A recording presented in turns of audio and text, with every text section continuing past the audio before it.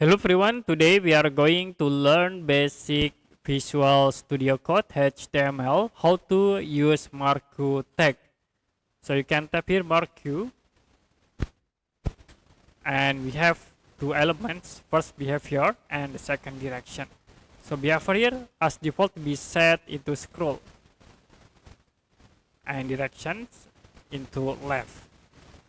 Now we can click text in here, I will set into text example, click file, save and preview in browser.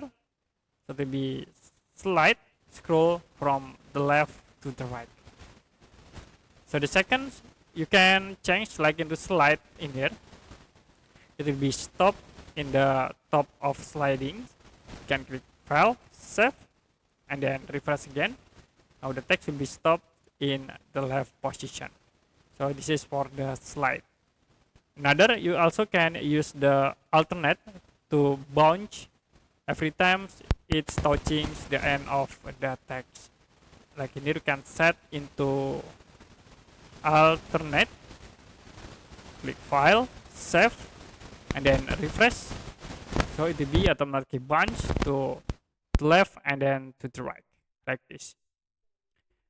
Okay, that's it for basic Visual Studio Code HTML, how to use Marquee tag.